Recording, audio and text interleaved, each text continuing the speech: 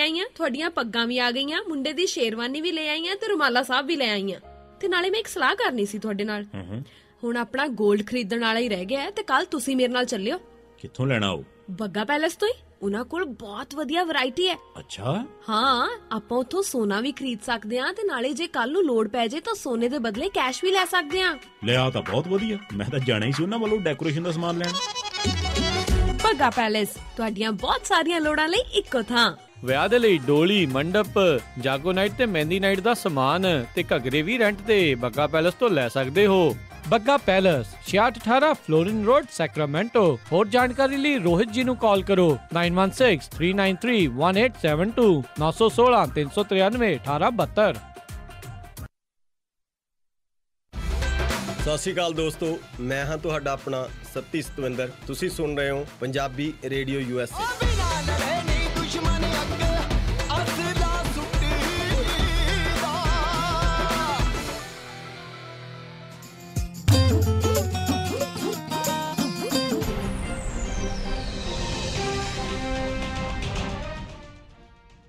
Punjabi radio USA ਸੁਣ ਰਹੇ ਸਾਰੇ ਹੀ ਮਾਣਯੋਗ ਅਤੇ ਸਤਿਕਾਰਤ ਸਰੋਤਿਆਂ ਨੂੰ ਪੰਜਾਬੀ ਰੇਡੀਓ USA ਦੀ ਟੀਮ ਅਤੇ ਮੇਰੇ ਰਾਜਕਨਵੀਰ ਸਿੰਘ ਵੱਲੋਂ ਆਪ ਜੀ ਨੂੰ ਬਹੁਤ ਪਿਆਰ ਸਤਿਕਾਰ ਸਹਿਤ ਦੋਨੋਂ ਅੱਜ ਜੋੜ ਕੇ ਨਿੱਘੀ ਜਿਹੀ ਸਤਿ ਸ੍ਰੀ ਅਕਾਲ ਸਭ ਨੂੰ ਜੀ ਨੂੰ ਆਖਦੇ ਹਾਂ।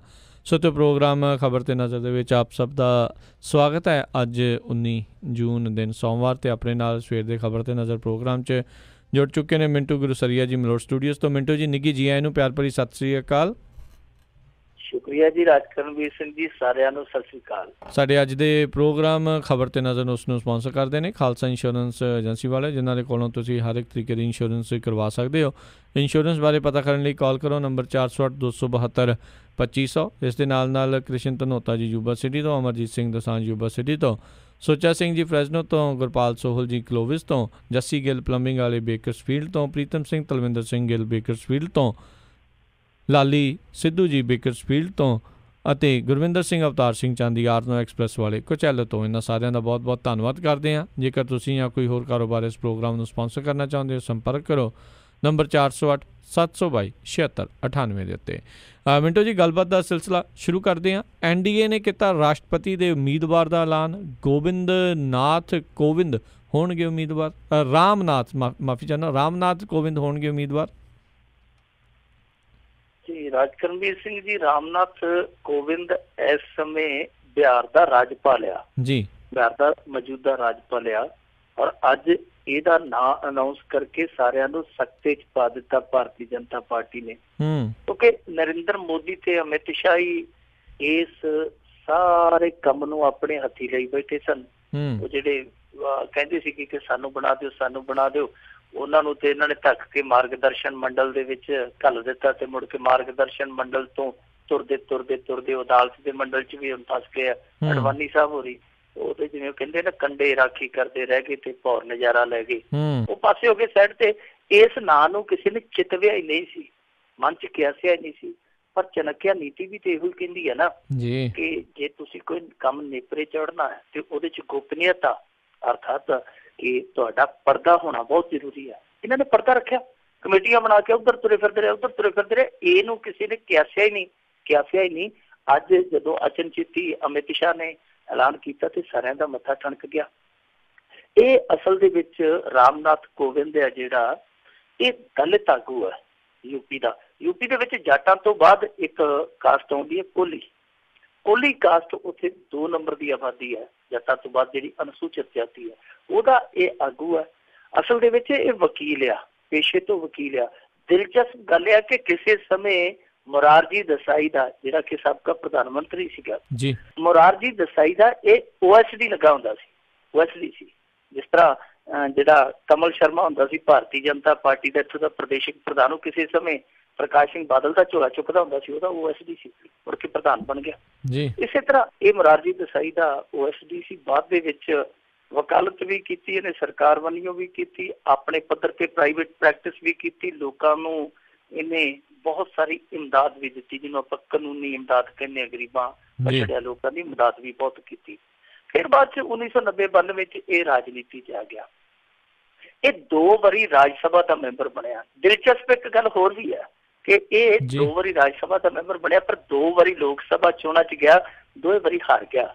ਹੁਣ ਰਾਸ਼ਟਰਪਤੀ ਬਣੇਗਾ ਜਾਂ ਪਤਾ ਨਹੀਂ, ਪਰ 2 ਵਾਰੀ ਇਹਨੇ ਕਿਸਮਤ ਅਜਮਾਈ ਹੈ। ਮੈਂਬਰ ਪਾਰਲੀਮੈਂਟ ਇਲੈਕਸ਼ਨ ਦੇ ਵਿੱਚ ਮੈਂਬਰ ਪਾਰਲੀਮੈਂਟ ਨਹੀਂ ਬਣ ਸਕਿਆ। ਦੂਜੀ ਗੱਲ ਜਿਹੜੀ ਇਸ ਸਮੇਂ ਚੱਲਦੀ ਪਈ ਆ, ਇਹਨਾਂ ਨੇ ਸਾਰੀਆਂ ਜਿਹੜੀਆਂ ਪਾਰਟੀਆਂ ਨੇ, ਖਾਸ ਤੌਰ ਤੇ ਇਹਨਾਂ ਦੀਆਂ ਵਿਰੋਧੀ ਪਾਰਟੀਆਂ ਨੇ, ਉਹਨਾਂ ਨੂੰ ਕਾਲ ਕੀਤੀ ਹੈ। ਮਤਲਬ ਕਿ ਕਾਮਰੇਡਾਂ ਨੂੰ ਵੀ ਇਹਨਾਂ ਨੇ ਸੱਦਾ ਦਿੱਤਾ ਕਿ ਤੁਸੀਂ ਸਰਬਸੰਮਤੀ ਬਣਾ ਦਿਓ। ਦੂਜੇ ਪਾਸੇ ਸੋਨੀਆ ਗਾਂਧੀ ਨੂੰ ਵੀ ਮਿਲੇ ਆ, ਪ੍ਰਧਾਨ ਮੰਤਰੀ ਵੀ ਮਿਲਿਆ, ਅਮਿਤ ਸ਼ਾਹ ਵੀ ਮਿਲਿਆ, ਸੋ ਉਹ ਮੁਲਾਕਾਤਾਂ ਵੀ ਹੋਈਆਂ ਨੇ। ਹੁਣ ਜਿਹੜੀਆਂ ਵਿਰੋਧੀ ਧਿਰਾਂ ਉਹ ਕਹਿੰਦੀਆਂ ਕਿ ਅਸੀਂ ਆਪਣੀ ਮੀਟਿੰਗ 22 ਨੂੰ ਕਰਾਂਗੇ, 22 ਜੂਨ ਨੂੰ ਅਸੀਂ ਤੈਅ ਕਰਨਾ ਕਿ ਅਸੀਂ ਕਿੱਧਰ ਨੂੰ ਜਾਣਾ। ਕਾਮਰੇਡਾਂ ਨੇ ਵੀ ਇਹੋ ਗੱਲ ਕਹੀ ਹੈ। ਸੋਨੀਆ ਗਾਂਧੀ ਹੋਰਾਂ ਦੇ ਜਿਹੜੇ ਪ੍ਰਵਕਤਾ ਕਹਿ ਲਈਏ, ਤਰਜਮਾਨ ਕਹਿ ਲਈਏ, ਗੁਲਾਮ ਨਬੀ ਆਜ਼ਾਦ, ਉਹਨਾਂ ਨੇ ਵੀ ਅਧਿਕਾਰਤ ਪ੍ਰੈਸ ਕਾਨਫਰੰਸ 'ਚ ਇਹੋ ਗੱਲ ਆਖੀ ਆ। ਹੁਣ 22 ਜੂਨ ਤੋਂ ਬਾਅਦ ਪਤਾ ਲੱਗੇਗਾ ਕਿ ਉਹ ਬਰਾਬਰ ਉਮੀਦਵਾਰ ਉਤਾਰਦੇ ਆ ਜਾਂ ਇੱਥੇ ਸਰਬਸੰਮਤੀ ਬਣਾ ਦਿੰਦੇ ਆ। ਪਰ ਕਮਾਲ ਦੀ ਗੱਲ ਹੈ ਕਿ ਇਹਨਾਂ ਨੇ ਦਾ ਬੜਾ ਕਸੂਤਾ ਖੇਡਿਆ। ਦਾ ਕਸੂਤਾ ਰਾਜਕਰਨਵੀਰ ਜੀ ਐਸਾ ਇਸ ਕਰਕੇ ਖੇਡਿਆ ਕਿਉਂਕਿ ਗੁਜਰਾਤ ਦੇ ਵਿੱਚ ਚੋਣ ਹੈ, ਉੱਥੇ ਦਲਿਤ ਫੈਕਟਰ ਤੁਹਾਨੂੰ ਪਤਾ ਪ੍ਰਭਾਵਿਤ ਕਰਦਾ। ਦੂਸਰਾ ਉੜੀਸਾ ਦੇ ਵਿੱਚ ਚੋਣ ਆ ਜਿੱਥੇ ਇਹਨਾਂ ਦੀ ਭਾਰਤੀ ਜਨਤਾ ਪਾਰਟੀ ਦੀ ਸਰਕਾਰ ਨਹੀਂ, ਉੱਥੇ ਵੀ ਦਲਿਤਾਂ ਦਾ ਫੈਕਟਰ ਹੈ। ਤੀਜੀ ਗੱਲ ਕਿ ਇਹਨਾਂ ਨੇ ਛੋਟੇ ਜਿਹੜੇ, ਜਿਵੇਂ ਖਾਸ ਤੌਰ ਤੇ ਲਾ ਲਓ ਬਹੁਜਨ ਸਮਾਜ ਪਾਰਟੀ ਹੈ, ਛੋਟੇ ਦਲ ਹੈ ਜਿਹੜੇ ਉਹਨਾਂ ਨੂੰ ਇਮਤਿਹਾਨ 'ਚ ਪਾ ਦਿੱਤਾ। ਔਰ ਅੱਜ ਬਕਾਇਦਾ ਬਹੁਜਨ ਸਮਾਜ ਪਾਰਟੀ ਦੀ ਜਿਹੜੀ ਸੁਪਰੀਮੋ ਬੀਬੀ ਮਾਇਆਵਤੀ, ਉਹਨੂੰ ਇਹ ਐਲਾਨ ਕਰਨਾ ਪਿਆ, ਕਹਿੰਦੀ ਕਿ ਜੇ ਕੋਈ ਬਰਾਬਰ ਦਲਿਤ ਉਮੀਦਵਾਰ ਨਾ ਖੜਾ ਰਾਸ਼ਟਰਪਤੀ ਦਾ ਤੇ ਅਸੀਂ ਇਹਦੀ ਮਦਦ ਕਰ ਦਿਆਂਗੇ। ਸਮਾਜਵਾਦੀਆਂ ਨੇ ਵੀ ਇਹੋ ਗੱਲ ਕਹੀ ਸੀ ਕਿ ਜੇਕਰ ਕੋਈ RSS ਪਿਛੋਕੜ ਵਾਲਾ ਨਹੀਂ ਉਮੀਦਵਾਰ ਖੜਦਾ ਤੇ ਅਸੀਂ ਇਹਦੇ ਨਾਲ ਆਵਾਂਗੇ। ਮੇਰੇ ਹਿਸਾਬ ਨਾਲ ਨੀਤੀਸ਼ ਕੁਮਾਰ ਨੇ ਵੀ ਆ ਜਾਣਾ, ਕਿਉਂਕਿ ਨੀਤੀਸ਼ ਕੁਮਾਰ ਦੀ ਇਹਦੇ ਨਾਲ ਚੰਗੀ ਹੈ, ਗੁੱਡਵਿਲ ਆ, ਕਿਉਂਕਿ ਬਿਹਾਰ ਦਾ ਰਾਜਪਾਲ ਸੀਗਾ। ਸੋ ਲੱਗਦਾ ਇਹ ਆ ਕਿ ਕੁੱਲ ਮਿਲਾ ਕੇ ਦੇਸ਼ ਨੂੰ ਦੂਜਾ ਦਲਿਤ ਰਾਸ਼ਟਰਪਤੀ ਮਿਲ ਜਾਣਾ ਹੈ। ਸੋ ਇਹ ਬਾਕੀ ਸਮਾਂ ਤੈਅ ਕਰੇਗਾ, ਪਰ ਉਮੀਦ ਪੂਰੀ ਹੈ ਕਿ ਅਗਲੇ ਰਾਸ਼ਟਰਪਤੀ ਸ਼ਾਇਦ ਰਾਮਨਾਥ ਕੋਵਿੰਦ ਜੀ ਹੋਣਗੇ। ਜੀ ਜੀ। ਤੇ ਮਿੰਟੂ ਜੀ, ਅਗਲੀ ਗੱਲ ਕਰੀਏ, ਕੇਂਦਰ ਨੇ ਸੁਪਰੀਮ ਕੋਰਟ 'ਚ ਮੰਨਿਆ ਹਰ ਸਾਲ 12,000 ਕਿਸਾਨ ਖੁਦਕੁਸ਼ੀਆਂ ਕਰ ਰਹੇ ਨੇ। ਦੇਖੋ ਰਾਜਕਰਨਵੀਰ ਸਿੰਘ ਜੀ, ਕਿਸਾਨ ਦੀ ਜਿਹੜੀ ਹੋਣੀ ਹੈ ਉਹ ਇੱਕ ਸਾਲ ਦੇ 12,000 ਵਾਲੇ ਆંકੜੇ ਤੱਕ ਸੀਮਤ ਨਹੀਂ ਆ। ਮੇਰਾ ਮੰਨਣਾ ਹੈ, ਜਾਤੀ ਤੌਰ ਤੇ ਮੇਰਾ ਇਹ ਮੰਨਣਾ ਵਾ ਕਿ 12,000 ਵਾਲਾ ਫਿਗਰ ਹੈ ਜਿਹੜਾ ਉਹ ਸਰਕਾਰੀ ਤੌਰ ਤੇ ਠੀਕ ਬਦਰੁਸਤ ਹੋਏਗਾ, ਪਰ ਅਸਲੀਅਤ ਇਹ ਤੋਂ ਕਿਤੇ ਦੂਰ ਆ। ਤੁਸੀਂ 3-4 ਸਾਲਾਂ ਦੇ ਅਖਬਾਰ ਪੰਜਾਬ ਦੇ ਫੁੱਲ ਕੇ ਵੇਖ ਲਓ, ਔਸਤਨ ਤੁਹਾਨੂੰ 3 ਖੁਦਕੁਸ਼ੀਆਂ ਮਿਲਣਗੀਆਂ, 4 ਜਾਂ 3, ਜਿਨ੍ਹਾਂ ਚੋਂ ਇੱਕ ਅੱਧ ਖੇਤ ਮਜ਼ਦੂਰ ਹੋਏਗਾ, 2-3 ਕਿਸਾਨ ਹੁੰਦੇ ਆ। ਐਵਰੇਜ ਇੰਨੀ ਹੈ। ਜੇ ਇੱਕ ਦਿਨ ਨਾਗਾ ਪੈ ਗਿਆ ਤੇ ਅਗਲੇ ਦਿਨ 4-5 ਵੀ ਹੋ ਜਾਂਦੀਆਂ ਖੇਤਾਂ ਦੀ। ਮਤਲਬ ਕਿ 2 ਤੋਂ 3 ਖੁਦਕੁਸ਼ੀਆਂ ਐਵਰੇਜ ਆ। ਤੇ ਇੱਕ ਵਾਰੀ ਇਹਨਾਂ ਨੇ ਪਿਛਲੇ ਸਾਲ ਅਕਾਲੀ ਭਾਜਪਾ ਸਰਕਾਰ ਨੇ ਜਿਹੜਾ ਫਿਗਰ ਭੇਜਿਆ ਸੀਗਾ, ਜੋ ਕਿਸੇ ਮੈਂਬਰ ਪਾਰਲੀਮੈਂਟ ਨੇ ਪਾਰਲੀਮੈਂਟ 'ਚ ਵੀ ਪੜ੍ਹਿਆ ਸੀਗਾ, ਉਹ ਬਹੁਤ ਘੱਟ ਸੀ। ਤੇ ਸਾਰਿਆਂ ਨੇ ਉਦੋਂ ਇਹ ਸਵਾਲ ਕੀਤਾ ਸੀਗਾ ਕਿਉਂ, ਤੇ ਸਾਡੇ ਵਰਗਿਆਂ ਨੇ ਫਿਰ ਉਸ ਸਵਾਲ ਦਾ ਜਵਾਬ ਇਹ ਲੱਭਿਆ ਸੀਗਾ ਕਿ ਦੇਖੋ ਇਹ ਅਸਲ ਦੇ ਵਿੱਚ ਬਹੁਤ ਵੱਡੀ ਗੇਮ ਹੁੰਦੀ ਹੈ। ਨਸ਼ੇ ਨਾਲ ਕਿੰਨੇ ਮਰਦੇ ਆ ਗੱਭਰੂ, ਕਿੰਨੇ ਮੁੰਡੇ ਮਰੇ ਆ ਸਾਡੇ ਪੰਜਾਬ ਦੇ, ਤੇ ਜੇ ਤੁਸੀਂ RTI ਪਾ ਕੇ ਪੁੱਛ ਲਓ ਕਿੰਨੇ ਮਰੇ ਆ, ਉਹਦੇ 'ਚ ਇਹੋ ਹੀ ਆਉਣਾ ਜੀ ਸਾਰੇ ਸਾਲ ਦੇ ਵਿੱਚ 2 ਜਾਂ 4 ਜਾਂ 5।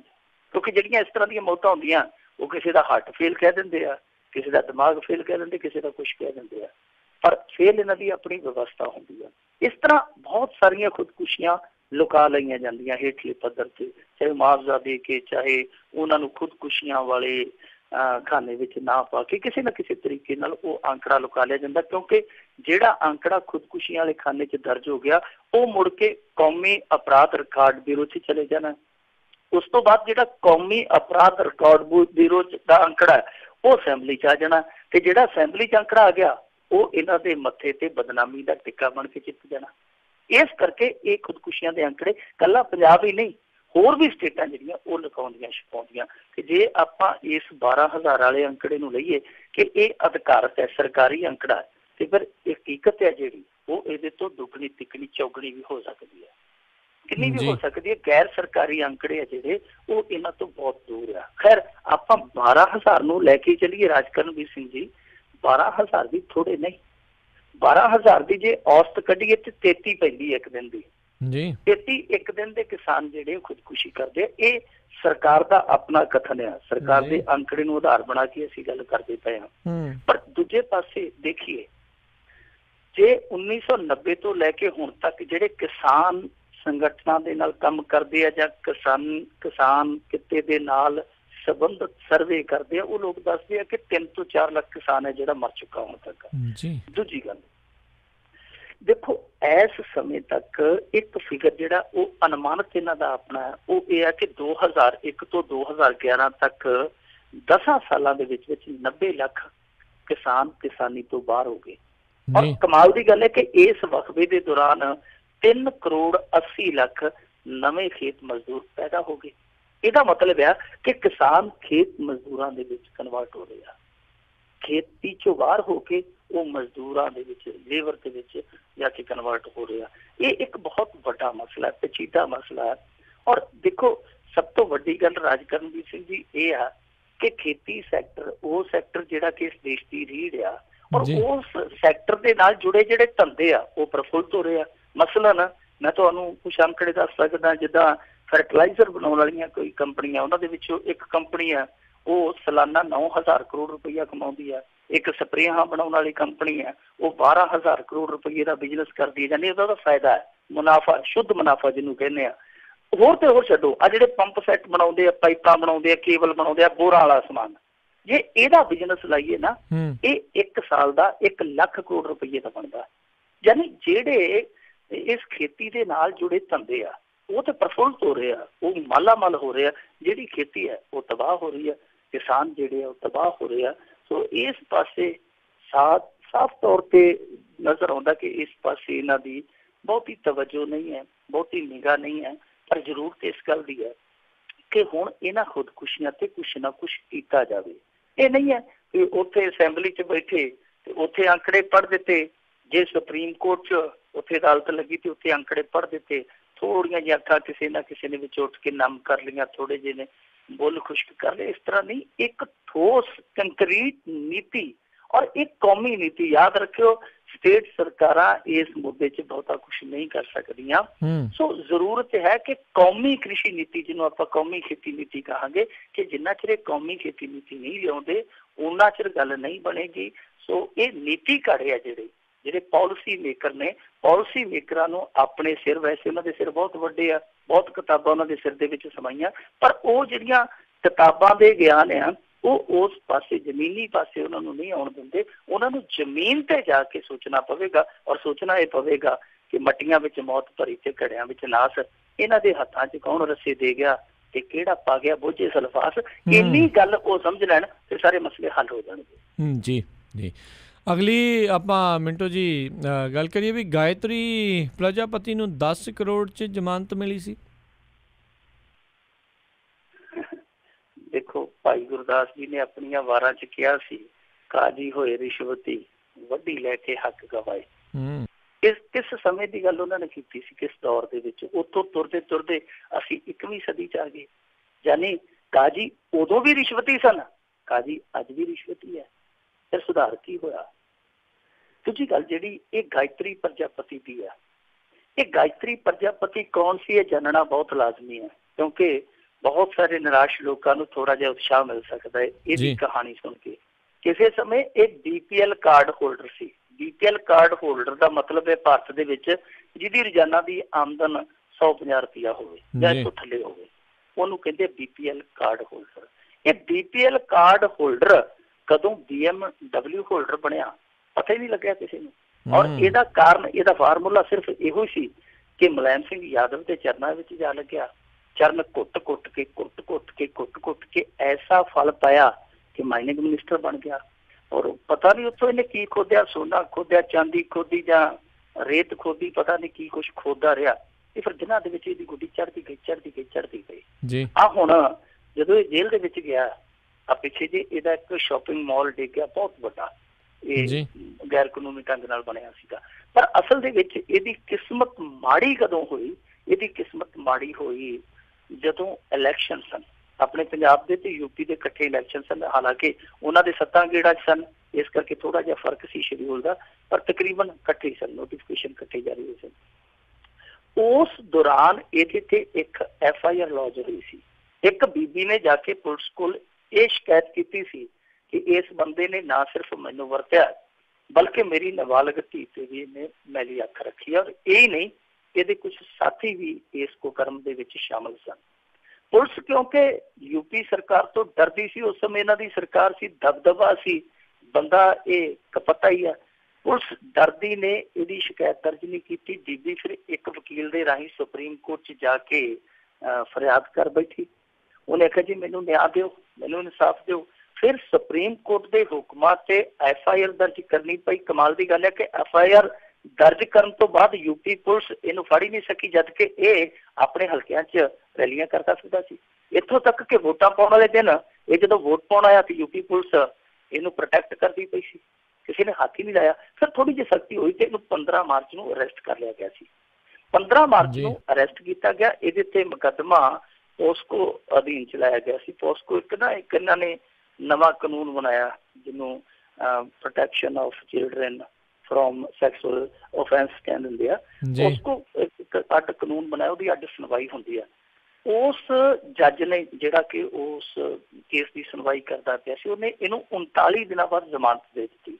ਹੁਣ ਮਾਤੜ ਜੇ ਫੜਿਆ ਜਾਵੇ, ਚਾਹੇ ਉਹ ਕਿਸੇ ਦੀ ਜੇਬ ਕੱਟਦਾ ਫੜਿਆ ਜਾਵੇ ਤੇ ਜੇਬ ਦੇ ਵਿੱਚੋਂ ਨਿਕਲਣ ਵੀ ਭਾਵੇਂ ਬਿਜਲੀ ਦੇ ਬਿੱਲ ਨਿਕਲੇ ਵੀ ਕੁਛ ਨਾ, ਉਹਨੂੰ ਵੀ 6-6 ਮਹੀਨੇ ਇਹ ਜੇਲ੍ਹ ਦੇ ਵਿੱਚ ਸਾੜ ਦਿੰਦੇ ਆ।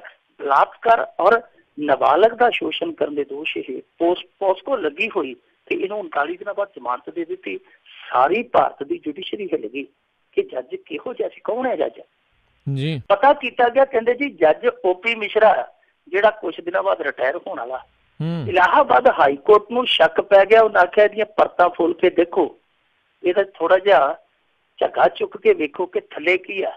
ਜਦੋਂ ਉੱਥੇ ਗਏ ਪੜਤਾਲ ਕੀਤੀ ਤੇ ਜੋ ਪੜਤਾਲ 'ਚ ਹੁਣ ਨਿਕਲਿਆ, ਸਾਰਿਆਂ ਨੇ ਇੱਕ ਵਾਰੀ ਫੇਰ ਕਾਂਬਾ ਮਹਿਸੂਸ ਕੀਤਾ ਕਿ ਭਾਰਤੀ ਜੁਡੀਸ਼ਰੀ ਜਾ ਕਿੱਧਰ ਰਹੀ ਹੈ। ਖੁਲਾਸਾ ਇਹ ਹੋਇਆ ਵਾ ਕਿ ਇਹ ਅਸਲ ਦੇ ਵਿੱਚ ਜਿਹੜੀ ਜ਼ਮਾਨਤ ਮਿਲੀ ਹੈ ਇਹ 10 ਕਰੋੜੀ ਸੌਦਾ ਸੀ। 10 ਕਰੋੜੀ ਸੌਦਾ ਕਰਵਾਉਣ ਦੇ ਵਿੱਚ ਖੇਡ ਕੀ ਖੇਡੀ ਗਈ ਕਿ ਪਹਿਲਾਂ ਜਿਹੜਾ ਪੋਸਕੋ ਜੱਜ ਸੀ, ਪੋਸਕੋ ਅਦਾਲਤ ਦੇ ਵਿੱਚ ਸੁਣਵਾਈ ਕਰਦਾ ਸੀ ਔਰ ਬਹੁਤ ਵਧੀਆ ਕੰਮ ਕਰਦਾ ਪਿਆ ਸੀ, ਉਹਦੀ ਬਦਲੀ ਕਰਵਾਈ ਗਈ ਜੱਕ ਲਾ ਕੇ, ਔਰ ਉਹਦੀ ਥਾਂ ਤੇ ਇੱਕ ਜੱਜ ਜਿਹੜਾ ਇਹ ਜੱਜ ਇਹਨੂੰ ਉੱਥੇ ਨਿਯੁਕਤ ਕਰਵਾਇਆ ਗਿਆ ਔਰ ਇਸ ਕੰਮ ਲਈ ਵੀ ਪੈਸਾ ਵਰਤਿਆ ਗਿਆ, ਸਿਫਾਰਿਸ਼ ਵਰਤੀ ਗਈ। ਇਸ ਤੋਂ ਬਾਅਦ ਫਿਰ ਕੀ ਹੁੰਦਾ ਕਿ 3 ਵਕੀਲ ਜਿਹੜੇ ਕਿ ਉੱਥੋਂ ਦੀ ਬਾਰ ਕੌਂਸਲ ਦੇ ਅਹੁਦੇਦਾਰ ਸੀ, ਉਹ ਵਿਚੋਲੀਏ ਬਣੇ। ਵਿਚੋਲੇ ਬਣ ਕੇ ਉਹਨਾਂ ਨੇ ਇਹ ਸੌਦਾ ਜਿਹੜਾ ਤੈਅ ਕਰਵਾਇਆ। ਫਿਰ ਮੀਟਿੰਗਾਂ ਦਾ ਦੌਰ ਚੱਲਿਆ। 24 ਅਪ੍ਰੈਲ ਨੂੰ ਇੱਕ ਬੰਦ ਕਮਰੇ 'ਚ ਇਹਨਾਂ ਦੀ ਸਾਰਿਆਂ ਦੀ ਮੀਟਿੰਗ ਹੁੰਦੀ ਹੈ। 3 ਵਕੀਲ, ਇੱਕ ਜੱਜ ਹੋਰ, ਇੱਕ ਜੱਜ ਮਿਸ਼ਰਾ ਸਾਹਿਬ, ਇਹ ਸਾਰੇ ਮੀਟਿੰਗ ਕਰਦੇ ਤੇ ਉਸ ਤੋਂ ਬਾਅਦ 24 ਅਪ੍ਰੈਲ ਨੂੰ ਜ਼ਮਾਨਤ ਮਿਲ ਜਾਂਦੀ ਹੈ। ਸੋ ਇਹ ਖੇਡ ਹੈ ਜਿਹੜੀ ਹੁਣ ਤੁਹਾਡੇ ਸਾਹਮਣੇ ਆ ਗਈ ਹੈ ਕਿ ਦੇਖੋ ਕਿਸ ਤਰੀਕੇ ਦੇ ਨਾਲ 10 ਕਰੋੜੀ ਜ਼ਮਾਨਤ ਹੈ ਜਿਹੜੀ ਉਹ ਲੈ ਕੇ ਤੇ ਗਾਇਤਰੀ ਸਾਹਿਬ ਬਾਹਰ ਫਿਰਦੇ ਆ।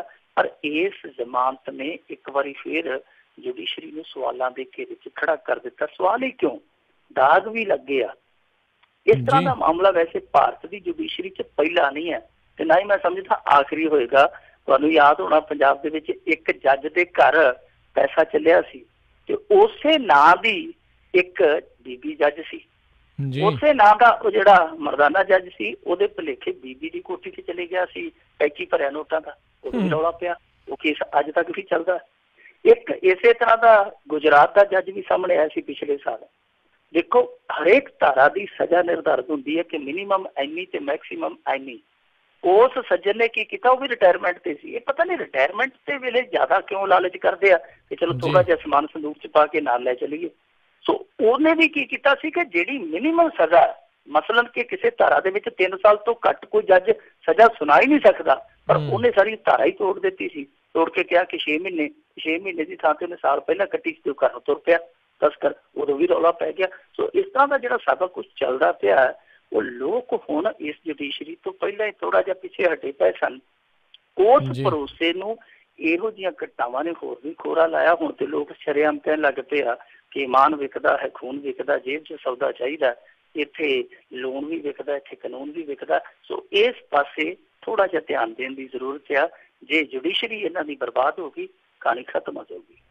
ਜੀ ਅਗਲੇ ਕਾਲਰ ਉਸ ਦੇ ਵੱਲ ਜਿਹੜੀ ਅਗਲੀ ਆਪਾਂ ਗੱਲ ਦੇ ਵੱਲ ਵਧੀਏ ਮਿੰਟੂ ਜੀ, ਵੀ ਵਰਿੰਦਰ ਸਹਿਵਾਗ ਦੇ ਟਵੀਟ ਦਾ ਖਾਮਿਆਜਾ ਮੈਚ ਤੋਂ ਬਾਅਦ ਭਾਰਤੀ ਖਿਡਾਰੀਆਂ ਨੇ ਭੁਗਤਿਆ।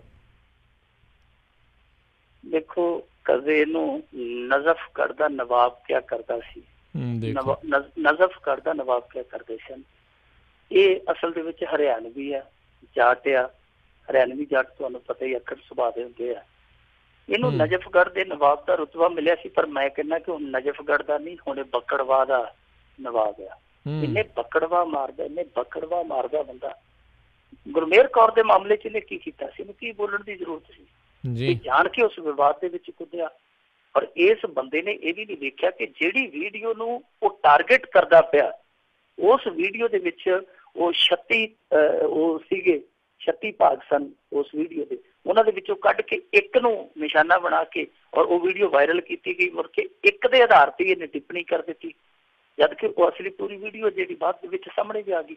ਗੁਰਮੇਹਰ ਕੌਰ ਨੇ ਕਿਹਾ ਕੀ ਸੀ, ਜੋ ਉਹਨੇ ਕਿਹਾ ਸੀਗਾ ਉਸ ਭਾਵਨਾ ਨੂੰ ਤੇ ਸਾਹਮਣੇ ਨਹੀਂ ਲਿਆਂਦਾ। ਇਹਨੇ ਵੀ ਮੂਰਖਾਂ ਦੀ ਤਰ੍ਹਾਂ ਉਸ ਇੱਕ ਅੰਸ਼ ਨੂੰ ਲੈ ਕੇ ਟਿੱਪਣੀ ਕਰ ਦਿੱਤੀ, ਬਾਅਦ ਦੇ ਵਿੱਚ ਹਿੱਚ ਕਰਕੇ ਤੇ ਪਿੱਛੇ ਹਟ ਗਿਆ।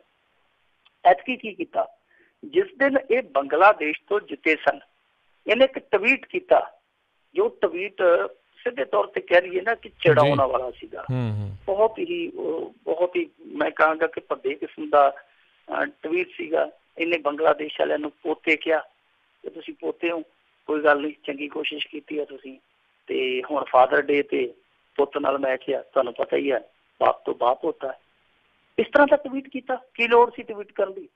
ਫਿਰ ਇਹਦਾ ਖਮਿਆਜ਼ਾ ਇਹ ਉਸ ਵੇਲੇ ਖਿਡਾਰੀਆਂ ਨੂੰ ਭੁਗਤਣਾ ਪਿਆ ਜਦੋਂ ਕੱਲ ਇੰਗਲੈਂਡ ਦੇ ਵਿੱਚ ਇਹ ਪਾਕਿਸਤਾਨ ਤੋਂ ਹਾਰੇ ਆ।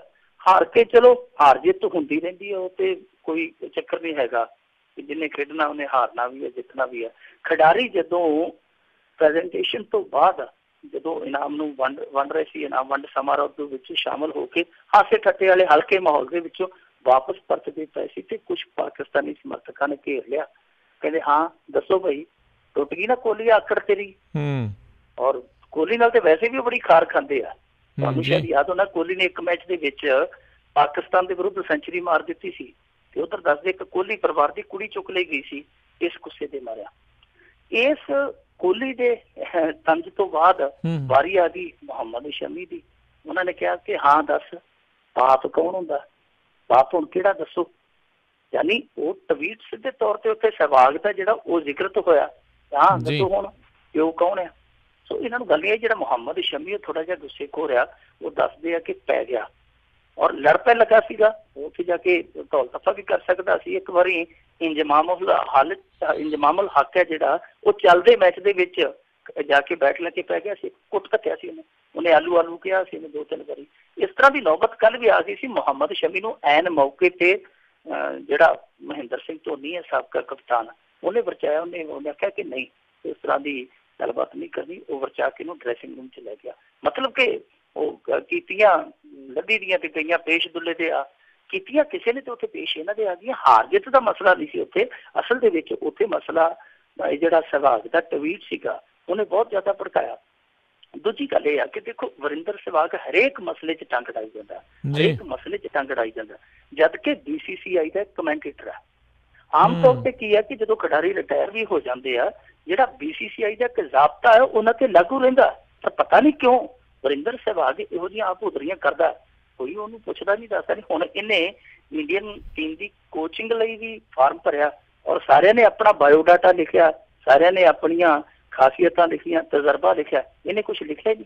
ਇਹਨੂੰ ਲਿਖਣ ਦੀ ਕੀ ਲੋੜ ਹੈ, ਕਿਉਂਕਿ ਰਾਸ਼ਟਰਵਾਦੀ ਅੱਜ ਕੱਲ੍ਹ ਬਹੁਤ ਤਗੜਾ, ਇਹਦੀ ਇੱਕੋ ਇੱਕ ਯੋਗਤਾ ਬਹੁਤ ਵੱਡੀ, ਇੱਕ ਰਾਸ਼ਟਰਵਾਦੀ ਬਣ ਗਿਆ। ਸੋ ਇਹਨੇ ਕੁਛ ਵੀ ਨਹੀਂ ਲਿਖਿਆ। ਨਾਲ ਮੇਰੇ ਖਿਆਲ ਦੇ ਨਾਲ BCCI ਨੂੰ ਕੋਚ ਬਣਾ ਲਏ, ਕਿਉਂਕਿ ਖਿਡਾਰੀ ਬਹੁਤ ਤਗੜਾ, ਸਾਨੂੰ ਕੋਈ ਇਤਰਾਜ਼ ਨਹੀਂ ਹੋਣਾ ਚਾਹੀਦਾ, ਨਾ ਹੀ ਇਹਦੀ ਕਾਬਲੀਅਤ ਤੇ ਕਿਸੇ ਨੂੰ ਸ਼ੱਕ ਆ। ਪਰ ਜੋ ਆਹ ਵਿਵਾਦ ਇਹ ਛੇੜਦਾ ਪਿਆ, BCCI ਨੂੰ ਚਾਹੀਦਾ ਕਿ ਇਹਨੂੰ ਸਮਝਾਵੇ ਕਿ ਜਿਹੜੀ ਜੀਭ ਲੰਬੀ ਹੁੰਦੀ ਹੈ ਨਾ, ਉਹਦੀ ਮੌਤ ਛੇਤੀ ਹੁੰਦੀ ਹੈ।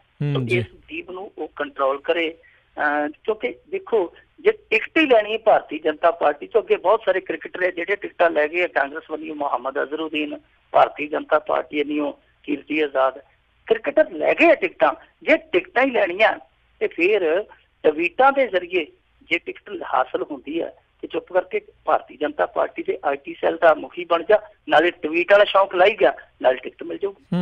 ਜੀ ਅਗਲੀ ਆਪਾਂ ਮਿੰਟੂ ਜੀ ਗੱਲ ਕਰੀਏ ਵੀ ਕੈਪਟਨ ਅਮਰਿੰਦਰ ਸਿੰਘ ਨੇ 5 ਕਿੱਲਿਆਂ ਦੇ ਮਾਲਕ ਜਿਹੜੇ ਕਿਸਾਨਾਂ ਦੇ ਕਰਜ਼ੇ ਮਾਫ ਕਰਨ ਦਾ ਐਲਾਨ ਕੀਤਾ ਹੈ। ਦੇਖੋ ਰਾਜਕਰਨਵੀਰ ਸਿੰਘ ਜੀ, ਦੇਰ ਰਾਤ ਤੱਕ ਹੀ ਕਹਿ ਸਕਦੇ ਹਾਂ, ਕਿਉਂਕਿ ਜਦੋਂ ਆਪਾਂ ਪ੍ਰੋਗਰਾਮ ਸ਼ੁਰੂ ਕਰਨ ਲੱਗੇ ਸਾਂ ਤੇ ਉਹ ਤੋਂ ਠੀਕ ਅੱਧਾ ਕੁ ਘੰਟਾ ਪਹਿਲਾਂ ਉਹ ਜਿਹੜਾ ਐਡਰੈਸ ਸੀਗਾ ਇਹਨਾਂ ਦਾ, ਸੰਬੋਧਨ ਸੀ ਕੈਪਟਨ ਸਾਹਿਬ ਦਾ, ਉਹ ਖਤਮ ਹੋਇਆ। ਬਹੁਤ ਲੰਮਾ ਚੱਲਿਆ, ਪਰ ਪਹਿਲਾਂ ਕਾਰਵਾਈ ਨਹੀਂ ਚੱਲਣ ਦਿੱਤੀ। ਅੱਜ ਵੀ ਅਕਾਲੀ ਦਲ ਤੇ ਕਾਂਗਰਸੀ ਜਿਹੜੇ ਸੀਗੇ ਆਗੂ ਉੱਥੇ ਆਪਸ ਦੇ ਵਿੱਚ ਬਹਿਸ ਬਸਈਆ ਕਰਦੇ ਰਹੇ, ਔਰ ਬਹਿਸ ਬਸਈਆ ਹੀ ਨਹੀਂ, ਅੱਜ ਇਹਨਾਂ ਨੇ ਵਾਈਟ ਪੇਪਰ ਲਿਆਂਦਾ ਕਿ ਅਕਾਲੀ ਭਾਜਪਾ ਸਰਕਾਰ ਦੇ ਕਾਰਜਕਾਲ ਦੇ ਵਿੱਚ ਆਹ ਕੁਛ ਹੋਇਆ, ਇਹਨਾਂ ਪਾਗਲਖਾਨਾ ਵੀ ਵੇਚਿਆ, ਇਹਨਾਂ ਜੇਲ੍ਹਾਂ ਵੀ ਵੇਚੀਆਂ, ਇਹਨਾਂ ਓਲਡ ਏਜ ਹੋਮ ਵੀ ਵੇਚੇ ਆ, ਆਹ ਵੀ ਕੁਛ ਕੀਤਾ, ਸਾਡੇ ਲਈ ਛੱਡੇਗਾ ਕਿ ਨਹੀਂ। ਔਰ ਉਹਨਾਂ ਨੇ ਅੱਗੋਂ ਬਰਾਬਰ ਇੱਕ ਆਪਦਾ ਵਾਈਟ ਪੇਪਰ ਲੈ ਆਂਦਾ 2002 ਤੋਂ ਲੈ ਕੇ 2016-17 ਤੱਕ ਦਾ। ਉਹ ਕਹਿੰਦੇ ਜੀ ਕਾਂਗਰਸ ਵਾਲਿਆਂ ਦਾ ਤਾਂ ਚਿੱਟਾ ਝੂਠ ਆ, ਅਸਲੀ ਵਾਈਟ ਪੇਪਰ ਤੇ ਆ ਚੱਕੋ। ਉਹ ਆਪਦਾ ਵਾਈਟ ਪੇਪਰ ਲੈ ਆਏ, ਤੇ ਜਦੋਂ ਉਹ ਵਾਈਟ ਪੇਪਰ ਲੈ ਕੇ ਆਏ ਤੇ ਨਵਜੋਤ ਸਿੱਧੂ ਪੈਂਦਾ ਉਹਨਾਂ ਨੂੰ ਕਹਿੰਦਾ ਤੁਹਾਨੂੰ ਵਾਈਟ ਪੇਪਰ ਨਹੀਂ, ਤੁਹਾਨੂੰ ਤੇ ਚਿੱਟੇ ਵਾਲਾ ਪੇਪਰ ਲੈ ਕੇ ਆਉਣਾ ਚਾਹੀਦਾ ਸੀ। ਇੱਥੋਂ ਫਿਰ ਦੱਸਦੇ ਆ ਕਿ ਮਜੀਠੀਆ ਤੇ ਉਹ ਆਪਸ ਦੇ ਵਿੱਚ ਖਿੱਬੜ ਪਏ। ਕੱਲ ਵੀ ਉਹ ਮਜੀਠੀਆ ਨੂੰ ਯਾਦ ਕਰਦਾ ਸੀ ਨਵਜੋਤ ਸਿੱਧੂ ਕਿ ਉਹ ਜੀਜਾ ਸਾਲਾ ਆਉਂਦੇ ਹੀ ਨਹੀਂ ਗਏ। ਉਹ ਫਿਰ ਅੱਜ ਥੋੜਾ ਜਿਹਾ ਤਪਿਆ ਸੀਗਾ ਮਜੀਠੀਆ, ਅੱਜ ਵੀ ਕਾਫੀ ਆਪਸ ਦੇ ਵਿੱਚ ਬੈਸੇ ਆ। ਉਸ ਤੋਂ ਬਾਅਦ ਬਾਈਕਾਟ ਕਰਕੇ ਚਲੇ ਗਏ ਬਾਹਰ। ਆਮ ਆਦਮੀ ਪਾਰਟੀ ਵਾਲੇ ਅੱਜ ਇੱਥੇ ਬੈਠੇ ਰਹੇ ਆ। ਉਸ ਤੋਂ ਬਾਅਦ ਕਿਉਂਕਿ ਗਵਰਨਰ ਦੇ ਭਾਸ਼ਣ ਦਾ ਧੰਨਵਾਦੀ ਭਾਸ਼ਣ ਕਰਨਾ ਸੀਗਾ, ਕੈਪਟਨ ਅਮਰਿੰਦਰ ਸਿੰਘ ਨੇ ਸਾਰਾ ਕੁਛ ਇਹਦੇ ਵਿੱਚ ਆਉਣਾ ਸੀ। ਇਸ ਤੋਂ ਪਹਿਲਾਂ ਕੈਬਨਿਟ ਦੀ ਇਹਨਾਂ ਦੀ ਮੀਟਿੰਗ ਹੋਈ ਆ, ਉਹਦੇ 'ਚ ਕੁਛ ਫੈਸਲੇ ਕੀਤੇ ਆ। ਖਾਸ ਤੌਰ ਤੇ ਇਹਨਾਂ ਨੇ ਆਖਿਆ ਕਿ ਆ ਜਿਹੜਾ ਸੁਪਰੀਮ ਕੋਰਟ ਦਾ ਹੁਕਮ ਆਇਆ ਸੀਗਾ ਕਿ ਹਾਈਵੇ, ਚਾਹੇ ਉਹ ਨੈਸ਼ਨਲ ਹਾਈਵੇ ਆ ਚਾਹੇ ਸਟੇਟ ਹਾਈਵੇ ਆ, ਉਹਨਾਂ ਤੋਂ 500 ਮੀਟਰ ਦੀ ਦੂਰੀ ਤੇ ਬਾਹਰ ਹੀ ਗਲਾਸੀ ਖੜਕੇਗੀ। ਇਹਨਾਂ ਨੇ ਇੱਕ ਸੋਧ ਕਰਤੀ ਹੈ, ਕਹਿੰਦੇ ਆ ਕਿ ਪਰਚੂਨ ਦੇ ਠੇਕੇ ਆ ਜਿਹੜੇ ਉਹ ਠੀਕ ਹੈ 500 ਮੀਟਰ ਦੀ ਦੂਰੀ ਤੇ ਹੀ ਰਹਿਣਗੇ, ਪਰ ਗਲਾਸੀ ਖੜਕਦੀ ਰਹੇਗੀ, ਯਾਨੀ ਹੋਟਲ ਰੈਸਟੋਰੈਂਟ ਕਲੱਬ ਹੈ ਜਿਹੜੇ ਉਹਨਾਂ ਦੇ ਵਿੱਚ ਜਾਮ ਛਲਕਦੇ ਰਹਿਣਗੇ। ਦੂਜੀ ਗੱਲ ਜਿਹੜੀ ਅੱਜ ਸਭ ਤੋਂ ਮਹੱਤਵਪੂਰਨ ਸੀ ਉਹ ਸੀਗੀ ਕਿ 5 ਕਿੱਲਿਆਂ ਦੀ ਮਾਲਕੀ ਤੱਕ ਦੇ ਕਿਸਾਨਾਂ ਦਾ ਫਸਲੀ ਕਰਜ਼ਾ ਮਾਫ ਕਰ ਦਿੱਤਾ। ਸੈਕੰਡ ਇਹਨਾਂ ਨੇ ਜੋ ਐਲਾਨ ਕੀਤਾ ਵੱਡਾ ਉਹ ਹੈ ਕਿ ਕਿਸਾਨ ਖੁਦਕੁਸ਼ੀ ਜਿਹੜੇ ਪਰਿਵਾਰਾਂ 'ਚ ਹੋਈ ਹੈ ਉਹਨਾਂ ਪਰਿਵਾਰਾਂ ਦਾ ਸਾਰਾ ਕਰਜ਼ਾ ਚਾਹੇ ਉਹ ਕਿਸੇ ਵੀ ਬੈਂਕ ਦਾ ਉਹ ਮਾਫ ਕਰ ਦਿੱਤਾ ਜਾਏਗਾ। ਥਰਡ ਜਿਹੜੀ ਇਹਨਾਂ ਦੀ ਵੱਡੀ ਅੱਜ ਦੀ ਕਹਿ ਸਕਦੇ ਹਾਂ ਕਿ ਐਲਾਨ ਦੀ ਇੱਕ ਬਣ ਗਈ ਸੀ ਉਹ ਸੀਗੀ ਕਿ ਇੰਡਸਟਰੀ ਨੂੰ 5 ਰੁਪਏ ਪ੍ਰਤੀ ਯੂਨਿਟ ਦੇ ਹਿਸਾਬ ਨਾਲ ਬਿਜਲੀ ਦੇਵਾਂਗੇ। ਇਹ ਵੀ ਇੱਕ ਬਹੁਤ ਵਧੀਆ ਇਹਨਾਂ ਦਾ ਫੈਸਲਾ। ਸਰਕਾਰੀ ਸਕੂਲਾਂ 'ਚ ਇਹਨਾਂ ਨੇ ਕਿਹਾ ਕਿ ਅਸੀਂ ਹਰੇਕ ਤਰ੍ਹਾਂ ਦੇ ਸਿਲੇਬਸ ਦੀਆਂ ਮੁਫਤ ਕਿਤਾਬਾਂ ਦੇਵਾਂਗੇ। ਫਿਰ ਮੁਹੱਲਾ ਕਲੀਨਿਕਾਂ ਖੋਲ੍ਹਣ ਦਾ ਵੀ ਐਲਾਨ ਕੀਤਾ। ਫਸਲੀ ਭਿੰਨਤਾਂ ਲਈ ਹਾਰਟੀਕਲਚਰ ਯੂਨੀਵਰਸਿਟੀ ਬਣਾਉਣ ਦਾ ਐਲਾਨ ਕੀਤਾ। ਸਰਕਾਰੀ ਸਕੂਲਾਂ ਤੇ ਕਾਲਜਾਂ ਵਿੱਚ ਕੁੜੀਆਂ ਲਈ ਨਰਸਰੀ ਤੋਂ PhD ਤੱਕ ਦੀ ਮੁਫਤ ਸਿੱਖਿਆ ਦੀ ਵਿਵਸਥਾ ਕਰਨ ਦਾ ਐਲਾਨ ਕੀਤਾ। ਕਿਸਾਨਾਂ ਨੂੰ ਮੁਫਤ ਬਿਜਲੀ ਵਾਲੀ ਸਹੂਲਤ ਹੈ ਜਿਹੜੀ ਉਹ ਜਾਰੀ ਰੱਖਣ ਦਾ ਐਲਾਨ ਕੀਤਾ। ਤੇ ਨਾਲ ਕੈਪਟਨ ਸਾਹਿਬ ਨੇ ਇਹ ਅਪੀਲ ਕੀਤੀ ਹੈ ਕਿ ਜਿਵੇਂ ਮੇਰੇ ਵਰਗੇ ਰੱਜੇ ਪੁੱਜੇ ਕਿਸਾਨ ਆ, ਜੇ ਉਹ ਸਬਸਿਡੀ ਛੱਡ ਦੇਣਾ ਤੇ ਉਹ ਪੰਜਾਬ ਦੇ ਹਿਤਕਾਰੀ ਰਹੇਗੀ। ਸੋ ਇਹ ਕੁਝ ਮਹੱਤਵਪੂਰਨ ਐਲਾਨ ਨੇ। ਵੈਸੇ ਐਲਾਨ ਬਹੁਤ ਸਾਰੇ ਕੀਤੇ ਆ ਕਿਉਂਕਿ ਤੁਹਾਨੂੰ ਮੈਂ ਜਿਵੇਂ ਦੱਸਿਆ ਇੱਕ ਵੈਸੇ ਵੀ ਕੈਪਟਨ ਸਾਹਿਬ ਅੰਗਰੇਜ਼ੀ 'ਚ ਬੋਲਦੇ, ਸਾਡੇ ਵਰਗੇ ਨੂੰ ਘੱਟ ਸਮਝ ਲੱਗਦੀ ਆ, ਔਰ ਸਾਰਿਆਂ ਨੂੰ ਉਮੀਦ ਸੀ ਕਿ ਮੁੱਖ ਮੰਤਰੀ ਪੰਜਾਬ ਦਾ ਪੰਜਾਬੀ 'ਚ ਬੋਲੂਗਾ, ਪਰ ਉਹਨੇ BBC ਲੰਡਨ ਸਟੇਸ਼ਨ ਫੜ ਲਿਆ, ਪੰਜਾਬੀ ਬੋਲੀ ਬੜੀ ਘੱਟ ਆ। ਪਰ ਜਿਹੜਾ 5 ਕਿੱਲਿਆਂ ਵਾਲਾ ਇਹ ਸਭ ਤੋਂ ਵੱਡਾ ਐਲਾਨ ਸਮਝਿਆ ਜਾ ਸਕਦਾ ਰਾਜਕਰਨਵੀਰ ਸਿੰਘ ਜੀ। ਔਰ ਤੁਹਾਨੂੰ ਯਾਦ ਹੋਣਾ ਆਪਾਂ ਅੰਦਾਜ਼ਾ ਵੀ ਇਹੋ ਲਾਉਂਦੇ ਸਾਂ ਕਿ 5 ਕਿੱਲਿਆਂ ਵਾਲਾ ਇਹ ਕਰਜ਼ਾ ਮਾਫ ਕਰਨਗੇ, ਔਰ ਕਰਜ਼ਾ ਮਾਫ ਕਰਨਗੇ ਸੁਸਾਇਟੀਆਂ ਦਾ। ਸੋ ਇਹਦੇ ਵਿੱਚ ਹੁਣ ਦੇਖੋ ਸ਼ਰਤਾਂ ਕੀ ਨੇ, ਕੀ ਨੇਮ ਕਹਦੇ ਆ ਇਹਨਾਂ ਮਾਫੀਆਂ ਦੇ, ਇਹਨਾਂ ਸਹੂਲਤਾਂ ਦੇ, ਉਹ ਤੇ ਪਤਾ ਲੱਗਣਾ ਹੁਣ ਹੌਲੀ ਹੌਲੀ ਜਦੋਂ ਇਹਨਾਂ ਦਾ ਚੀਰ ਫੜ ਹੋਏਗਾ। ਯਕਦਮ ਤੇ ਜੋ ਨਿਕਲ ਕੇ ਸਾਹਮਣੇ ਆ ਰਿਹਾ ਉਹ ਇਹ ਆ ਰਿਹਾ ਕਿ ਫਸਲੀ ਕਰਜ਼ੇ ਤੋਂ ਭਾਵ ਆ ਜਿਹੜਾ ਛਮਾਈ ਦੀ ਛਮਾਈ ਕਰਜ਼ਾ ਲਿਆ ਜਾਂਦਾ, ਜਿਹਨੂੰ ਆਪਾਂ ਰੇਹ ਸਪਰੇ ਦਾ ਕਰਜ਼ਾ ਕਹਿੰਦੇ ਆ, ਉਹਨੂੰ ਇਹ ਫਸਲੀ ਕਰਜ਼ਾ ਦੀ ਕੈਟੇਗਰੀ 'ਚ ਰੱਖਦੇ ਆ। ਜਿੱਦਾਂ ਸਾਡੇ ਇੱਥੇ ਸੁਸਾਇਟੀਆਂ ਹੁੰਦੀਆਂ ਪਿੰਡਾਂ 'ਚ, ਤੁਹਾਨੂੰ ਪਤਾ ਹੀ ਆ, ਸੁਸਾਇਟੀਆਂ 'ਚੋਂ ਰੇਹ ਚੱਕ ਲੈਂਦੇ ਆ, ਸਪਰੇ ਚੱਕ ਲੈਂਦੇ ਆ, ਛਮਾਈ ਦੀ ਛਮਾਈ ਵਾਪਸ ਕਰ ਦਿੰਦੇ ਆ। ਸੋ ਇਹ ਇੱਕ ਬਹੁਤ ਛੋਟਾ ਹਿੱਸਾ ਹੈ ਕਰਜ਼ੇ ਦਾ, ਜੇ ਕਹੀਏ ਕਿ ਸਭ ਤੋਂ ਛੋਟਾ ਸਭ ਤੋਂ ਲਘੂ ਹਿੱਸਾ, ਇਸ ਹਿੱਸੇ ਨੂੰ ਮਾਫ ਕੀਤਾ ਗਿਆ। ਪਰ ਫਿਰ ਵੀ ਮੈਂ ਸੋਚਦਾ ਕਿ ਚਲੋ ਘੱਟੋ ਘੱਟ ਡੱਡਾ ਤੇ ਇਹਨਾਂ ਨੇ ਕੋਈ ਪੋੜਿਆ। ਹਾਂ, ਦੂਜਾ ਇੱਕ ਇਹਨਾਂ ਨੇ ਵੱਡਾ ਐਲਾਨ ਇਹ ਕੀਤਾ ਕਿ ਜਿਹੜੇ ਮਾਰਜਨਲ ਕਿਸਾਨ ਆ, ਛੋਟੇ ਕਿਸਾਨ ਆ, ਭਾਵ ਜਿਨ੍ਹਾਂ ਦੇ ਕੋਲ 5 ਕਿੱਲੇ ਤੋਂ ਜ਼ਮੀਨ ਘੱਟ ਆ ਜਾਂ 5 ਕਿੱਲੇ ਆ, ਉਹਨਾਂ ਲਈ 2-2 ਲੱਖ ਰੁਪਏ ਦਾ ਐਲਾਨ ਕੀਤਾ। ਹੁਣ 2-2 ਲੱਖ ਰੁਪਏ ਕਰਜ਼ੇ ਦੇ ਰੂਪ 'ਚ ਇਹਨਾਂ ਨੇ ਦੇਣਾ ਜਾਂ ਉੱਕਾ ਪੁੱਕਾ ਉਸ ਤਰ੍ਹਾਂ ਗਿਫਟ ਦੇਣਾ, ਇਹ ਵੀ ਹਾਲੇ ਕਲੀਅਰ ਨਹੀਂ ਹੋਇਆ। ਪਰ ਬਹੁਤ ਸਾਰੀਆਂ ਚੀਜ਼ਾਂ ਅਨਕਲੀਅਰ ਨੇ। ਪਰ ਫਿਰ ਵੀ ਇੱਕ ਚੀਜ਼ ਹੈ ਜਿਹੜੀ ਉਹ ਸਾਫ਼ ਆ ਕਿ ਆ ਜਿਹੜਾ 5 ਕਿੱਲਿਆਂ ਵਾਲਾ ਕਿਸਾਨਾਂ ਦਾ ਕਰਜ਼ਾ ਮਾਫ ਕੀਤਾ, ਇਹਦੇ 'ਚ ਜਿਹੜੀ ਰਿਆਇਤ ਦਿੱਤੀ ਹੈ ਉਹ ਸਿਰਫ ਫਸਲੀ ਕਰਜ਼ੇ ਨੂੰ ਹੈ। ਸੋ ਇਹ ਇੱਕ ਆਪਾਂ ਦੇਖ ਸਕਦੇ ਹਾਂ ਕਿ ਇੱਕ ਬਹੁਤ ਛੋਟੀ ਰਿਆਇਤ ਆ, ਪਰ ਇਹਦੇ ਘੇਰੇ 'ਚ ਬਹੁਤ ਸਾਰੇ ਕਿਸਾਨ ਜਾਣਗੇ। ਕਿਉਂਕਿ ਹਰੇਕ ਕਿਸਾਨ ਦਾ, ਚਾਹੇ ਵੱਡਾ ਕਿਸਾਨ ਆ, ਛੋਟਾ ਕਿਸਾਨ ਤੇ ਖਾਸ ਤੌਰ ਤੇ ਉਹ ਸੁਸਾਇਟੀ ਦੇ ਨਾਲ ਵਜਾ, ਕਿਉਂਕਿ ਅੱਜ ਕੱਲ੍ਹ ਜ਼ਮੀਨਾਂ ਵੀ ਇਸ ਤਰੀਕੇ ਨਾਲ ਵੰਡੀਆਂ ਗਈਆਂ ਨੇ ਕਿ ਭਾਵੇਂ ਇੱਕ ਟੱਬਰ ਦੇ ਕੋਲ 20 ਕਿੱਲੇ ਜ਼ਮੀਨ ਵੀ ਆ, ਪਰ ਉਹ ਚਾਰਾਂ ਦੇ ਨਾਂ ਆ, ਬੇਸ਼ੱਕ ਉਹ ਖੇਤੀ ਵੀ ਇਕੱਠੀ ਕਰਦੇ ਆ, ਉਹਦੇ ਜਦ ਚ ਆ ਜਾਣਗੇ, ਇਸ ਘੇਰੇ ਚ ਵਾਹਵਾ ਕਿਸਾਨ ਆ ਜਾਣਗੇ। ਪਰ ਇਹ ਰਿਆਇਤ ਬਹੁਤ ਹੀ ਨਹੀਂ, ਕਿਉਂਕਿ 5 ਕਿੱਲਿਆਂ ਤੱਕ ਆ ਤੇ ਕਰਜ਼ਾ ਜਿਹੜਾ ਫਸਲੀ ਕਰਜ਼ਾ ਉਹ ਮੇਰੇ ਖਿਆਲ ਦੇ ਨਾਲ 12 ਤੋਂ 15,000 ਇੱਕ ਕਿੱਲੇ ਦਾ ਹੁੰਦਾ। ਜੇ ਲਾ ਲਈਏ ਇਹ ਕੁਛ ਕੁ 1000 ਕਰੋੜ ਰੁਪਈਆ ਬਣੇਗਾ ਜੇ ਬਣਿਆ ਵੀ ਸਾਰਾ ਕਰਜ਼ੇ ਪਾ ਕੇ। ਸੋ ਇੱਕ ਵਾਰੀ ਇਹਨਾਂ ਨੇ ਸ਼ੁਰੂਆਤ ਕੀਤੀ ਹੈ। ਉਂਝ ਵੀ ਦੇਖੀਏ ਕਿ ਕਰਜ਼ੇ ਦਾ ਮੁੱਦਾ ਜਿਹੜਾ ਇਹ ਰਾਜ ਕਰਨਵੀਰ ਸਿੰਘ ਜੀ ਬਹੁਤ ਭਾਰਾ ਪੱਥਰ ਸੀ, ਪਰ ਇਹਨੂੰ ਚੁੰਮ ਕੇ ਹੀ ਛੱਡ ਦੇਵੇ ਕੈਪਟਨ, ਏਦਾਂ ਵੀ ਕੰਮ ਨਹੀਂ ਸੀ ਚੱਲਣਾ। ਹੁਣ ਸੋ ਮਾੜਾ ਮੋਟਾ ਤੇ ਰੇੜਨਾ ਪੈਣਾ ਸੀ। ਇਹਨਾਂ ਨੇ ਕੋਸ਼ਿਸ਼ ਕੀਤੀ ਹੈ। ਹੁਣ ਇਸ ਕੋਸ਼ਿਸ਼ ਨੂੰ ਲੋਕ ਕਬੂਲ ਕਰਦੇ ਆ ਜਾਂ ਨਹੀਂ ਇਹ ਵੇਖਣਾ ਹੋਏਗਾ, ਕਿਉਂਕਿ ਜਿਨ੍ਹਾਂ ਨੂੰ ਦੁੱਧ ਦੀ ਤ੍ਰੇਹ ਲੱਗੀ ਹੋਵੇ ਉਹ ਲੱਸੀ ਨਾਲ ਤ੍ਰਿਪਤ ਨਹੀਂ ਹੁੰਦੇ, ਕਿਉਂਕਿ ਲੋਕਾਂ ਨੂੰ ਆਸ ਬਹੁਤ ਵੱਡੀ ਸੀ, ਪਰ ਉਹਦੇ ਮੁਕਾਬਲੇ ਜਿਹੜੀ ਰਹਿਤ ਆ ਉਹ ਜਦੋਂ ਪਤਾ ਲੱਗੇਗਾ ਕਿ ਰਹਿਤ ਛੋਟੀ ਹੈ, ਉਹ ਹੋ ਸਕਦਾ ਇਹਨੂੰ ਕਬੂਲ ਨਾ ਕਰਨਾ, ਹੋ ਸਕਦਾ ਕਬੂਲ ਕਰ ਲੈਣ ਤੇ ਉਮੀਦ ਇਹ ਬੰਨ ਲੈਣ ਕਿ ਭਾਈ ਆਉਣ ਵਾਲੇ ਦਿਨਾਂ 'ਚ ਜੇ ਕੈਪਟਨ ਨੇ ਆਹ ਕੀਤਾ ਤੇ ਫਿਰ ਸ਼ਾਇਦ ਉਹ ਵੀ ਕਰ ਦੂਗਾ। ਜੀ ਜੀ ਜੀ। ਤੇ ਮਿੰਟੂ ਜੀ, ਜੇ ਜਾਂਦੇ ਜਾਂਦੇ ਆਪਾਂ ਗੱਲ ਕਰ ਲਈਏ ਵੀ ਗਿਆਨੀ ਗੁਰਮੁਖ ਸਿੰਘ ਨੂੰ ਮਿਲਿਆ ਧਮਕੀ ਭਰਿਆ ਖੱਤ, ਧਮਕੀ ਪੱਤਰ ਕਹਿ ਸਕਦੇ ਹਾਂ ਜੀ ਆਪਾਂ, ਧਮਕੀ ਪੱਤਰ ਲਾਤਾ ਕਿਸੇ ਨੇ। ਪਰ ਕਮਾਲ ਦੀ ਗੱਲ ਆ ਕਿ ਕਦੇ ਇਹਨਾਂ ਨੇ ਡੇਰੇ ਵਾਲਿਆਂ ਨਾਲ ਮੁਲਾਜ਼ੇਦਾਰੀਆਂ ਪਾ ਕੇ ਸਿੱਖਾਂ ਤੋਂ ਡਰਦਿਆਂ ਗਨਮੈਨ ਲਏ ਸੀ, ਹੁਣ ਕਹਿੰਦੇ ਆ ਕਿ ਡੇਰੇ ਵਾਲੇ ਸਾਨੂੰ ਧਮਕਾਉਂਦੇ ਗਨਮੈਨ ਦਿਓ। ਮਸਲਾ ਬੜਾ ਪੇਚੀਦਾ ਜਿਹਾ, ਕਿਸੇ ਸਮੇਂ ਸਿੱਖਾਂ ਤੋਂ ਡਰਦੇ ਗਨਮੈਨ ਲਈ ਫਿਰਦੇ ਸਨ। ਖੈਰ, ਗਿਆਨੀ ਗੁਰਮੁਖ ਸਿੰਘ ਤੁਹਾਨੂੰ ਪਤਾ ਹੀ ਆ, ਇਹ ਤਲਵੰਡੀ ਸਾਬੋ ਰਹਿੰਦੇ ਸਨ, ਜਥੇਦਾਰ ਸੀਗੇ। ਉੱਥੋਂ ਫਿਰ ਤੁਹਾਨੂੰ ਪਤਾ ਇੱਕ ਵਿਵਾਦ ਪੈਦਾ ਹੋਇਆ, ਔਰ ਵਿਵਾਦ ਸਾਰਾ ਪਿਛੋਕੜੋਂ ਸਾਰੀ ਕਹਾਣੀ ਫਰੋਲਣ ਦਾ ਕੋਈ ਫਾਇਦਾ ਨਹੀਂਗਾ। ਤਾਂ ਪਿੱਛੇ ਜਿਹਨੇ ਇਲਜ਼ਾਮ ਲਾਏ, ਇਹ ਕਰ ਦੂੰ, ਨਹੀਂ ਤਾਂ ਮੈਂ ਆਹ ਕਰ ਦੂੰ, ਨਹੀਂ ਤਾਂ ਉਹ ਜਿਵੇਂ ਕਹਿੰਦੇ ਨਹੀਂ ਸੀ ਕਿ ਮੇਰੀ ਤਨਖਾਹ ਵਧਾ ਦੇ, ਨਹੀਂ ਤਾਂ ਮੇਰੀ ਤਨਖਾਹ ਵਧਾ ਦੇ, ਨਹੀਂ ਤਾਂ ਅਗਲਾ ਕਹਿੰਦਾ ਕਿ ਹਾਂ, ਨਹੀਂ ਤਾਂ ਫਿਰ ਕੀ ਕਰ ਲੇਗਾ, ਕਹਿੰਦਾ ਕਿ ਨਹੀਂ ਤਾਂ ਉਸੇ ਤਨਖਾਹ ਤੇ ਭਾਂਡੇ ਮਾਂਜੀ ਜਾਊਗਾ। ਇਹਨੇ ਕਿਹਾ ਮੈਂ ਆਹ ਕਰ ਦੂੰ, ਉਹ ਕਰ ਦੂੰ, ਕੁਛ ਨਹੀਂ ਹੋਇਆ। ਬਾਅਦ ਦੇ ਵਿੱਚ ਉਸੇ SGPC ਕਮੇਟੀ 'ਚ ਨੌਕਰੀ ਕਰੀ ਜਾਂਦਾ। ਪਰ ਇਹਨੂੰ ਪੱਤਰ ਮਿਲਿਆ, ਕਹਿੰਦਾ ਕਿ ਜੀ ਪੱਤਰ ਦੇ ਵਿੱਚ ਇਹ ਲਿਖਿਆ ਕਿ ਤੈਨੂੰ ਜਾਨੋਂ ਮਾਰਾਂਗੇ। ਉਹ ਕਹਿੰਦੇ ਕਿ ਜਾਂ ਤੇ ਤੂੰ ਪੰਜਾਬ ਦੇ ਵਿੱਚ ਜਿਹੜਾ ਆਖਿਆ ਸੀਗਾ ਕਿ ਅਸੀਂ ਸਮਾਗਮ ਨਹੀਂ ਹੋਣ ਦੇਣੇ, ਉਹ ਆਪਣਾ ਫੈਸਲਾ ਜਿਹੜਾ ਵਾਪਸ ਲੈ। ਨਾਲ ਇਹ ਵੀ ਧਮਕੀ ਦਿੱਤੀ ਆ ਕਿ ਜੇ ਤੇਰੇ 'ਚ ਅਣਖ ਹੈ, ਜੇ ਤੇਰੇ 'ਚ ਦਮ ਆ, ਤੇ ਸਰਸੇ ਜ਼ਿਲ੍ਹੇ ਦੇ ਵਿੱਚ ਕੋਈ ਤੂੰ ਆਪਦਾ ਦੀਵਾਨ, ਆਪਦਾ ਪ੍ਰੋਗਰਾਮ ਕਰਕੇ ਦਿਖਾ, ਤੇਰੀ ਜਾਨ ਅਸੀਂ ਲੈ ਲਵਾਂਗੇ। ਇਸ ਤਰ੍ਹਾਂ ਦੀ ਧਮਕੀ ਭਰੀ ਭਾਸ਼ਾ ਜਿਹੜੀ ਉਸ ਚਿੱਠੀ ਦੇ ਵਿੱਚ ਦਰਜ ਕੀਤੀ ਹੋਈ ਹੈ ਜੀ। ਹੁਣ ਰਾਜ ਕਰਨਵੀਰ ਸਿੰਘ ਜੀ, ਮਸਲਾ ਇਹ ਗੈਰ ਸੰਜੀਦਗੀ ਵਾਲਾ ਨਹੀਂ ਹੈ। ਚਿੱਠੀ ਘੋਖਣੀ ਚਾਹੀਦੀ ਆ। ਚਿੱਠੀ ਆਈ ਕਿੱਥੋਂ ਆ? ਕਿਉਂਕਿ ਚਿੱਠੀ 'ਚ ਇੱਕ ਜਿਹੜੀ ਉਹ ਮਾਫੀ ਵਾਲੀ ਆਈ ਸੀ, ਉਹਦਾ ਵੀ ਹਾਲੇ ਤੱਕ ਨਹੀਂ ਪਤਾ ਲੱਗਦਾ ਪਿਆ ਨਾ ਕਿ ਉੱਥੋਂ ਚਿੱਠੀ ਕਿਸੇ ਭਾਸ਼ਾ 'ਚ ਆਈ ਤੇ ਆਉਂਦੀ ਰਾਹ 'ਚ ਪੰਜਾਬੀ 'ਚ ਹੋ ਗਈ ਜੀ, ਉਹਦਾ ਵੀ ਹਾਲੇ ਤੱਕ ਭੇਤ ਬਰਕਰਾਰ ਆ। ਸੋ ਇਹ ਚਿੱਠੀ ਘੋਖਣੀ ਚਾਹੀਦੀ ਆ। ਜੇ ਤੇ ਵਾਕਈ ਕਿਸੇ ਨੇ ਇਸ ਲਹਿਜੇ ਨਾਲ ਲਿਖੀ ਹੈ, ਇਸ ਭਾਵਨਾ ਨਾਲ ਲਿਖੀ ਹੈ, ਬੰਦਾ ਵੀ ਲੱਭਣਾ ਚਾਹੀਦਾ, ਕਿਉਂਕਿ ਇਹ ਵੀ ਹੋ ਸਕਦਾ ਕੋਈ ਜਿਹੜਾ ਕੋਈ ਮਾੜੀ ਮੋਟੀ ਤੰਦ ਬਚੀ ਹੈ, ਉਸ ਤੰਦ ਨੂੰ ਤੋੜਨ ਦੀ ਵੀ ਕੋਸ਼ਿਸ਼ ਕਰਦਾ ਹੋਵੇ ਕਿ ਇਹਨਾਂ ਦੋਨਾਂ ਫਿਰਕਿਆਂ ਦੇ ਵਿੱਚ, ਇਹਨਾਂ ਦੋਨਾਂ ਜਮਾਤਾਂ ਦੇ ਵਿੱਚ ਫਿਰ ਤੋਂ ਉਹੀ ਰੱਪੜ ਸ਼ੁਰੂ ਹੋ ਜਾਵੇ। ਇਹ ਵੀ ਭਾਵਨਾ ਹੋ ਸਕਦੀ, ਬੰਦਾ ਲੱਭਣਾ ਚਾਹੀਦਾ। ਇਹ ਵੀ ਹੋ ਸਕਦਾ ਕੋਈ ਸੱਚੀਓ ਇਹਦੇ ਤੋਂ ਤਪਿਆ ਉਹਨਾਂ ਦਾ ਪੈਰੋਕਾਰ ਹੋਵੇ, ਉਹ ਵੀ ਲੱਭਣਾ ਜ਼ਰੂਰੀ ਆ। ਏਜੰਸੀਆਂ ਨੂੰ ਚਾਹੀਦਾ ਖੋਜੇ ਕਿ ਕੀ ਉਹਦੀ ਭਾਵਨਾ, ਕੀ ਉਹਦੀ ਮਨਸ਼ਾ ਹੈ। ਪਰ ਤੀਜੀ ਗੱਲ ਇੱਕ ਹੋਰ ਆ, ਦੇਖੋ ਜਿੱਥੇ ਇਹਨੂੰ ਸੁੱਟਿਆ ਗਿਆ ਉਹ ਗੁਰਦੁਆਰਾ ਧਮਤਾਨ ਸਾਹਿਬ। ਸੁੱਟਿਆ ਗਿਆ ਸ਼ਬਦ ਦਾ ਮੈਂ ਤੁਹਾਨੂੰ ਵਿਖਿਆਨ ਵੀ ਕਰ ਦੇਣਾ।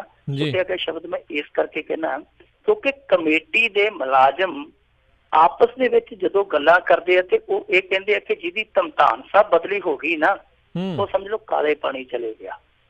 ਉਸ ਥਾਂ ਨੂੰ ਕਾਲੇ ਪਾਣੀ ਕਹਿੰਦੇ ਕਿਉਂਕਿ ਬਹੁਤ ਦੂਰ ਹੈ ਪੰਜਾਬ ਤੋਂ, ਬਹੁਤ ਦੂਰ ਹੈ ਦੂਜੇ ਕੋਨੇ ਤੇ ਹਰਿਆਣੇ ਦੇ। ਉੱਥੇ ਜਿਹੜਾ ਚਲੇ ਜਾਂਦਾ ਉੱਥੇ ਸਹੂਲਤਾਂ ਵੀ ਇੰਨੀਆਂ ਹੈ ਨਹੀਂ ਜਿੰਨੀਆਂ ਸਹੂਲਤਾਂ ਇੱਥੇ ਮਿਲਦੀਆਂ ਪੰਜਾਬ ਦੇ ਵਿੱਚ।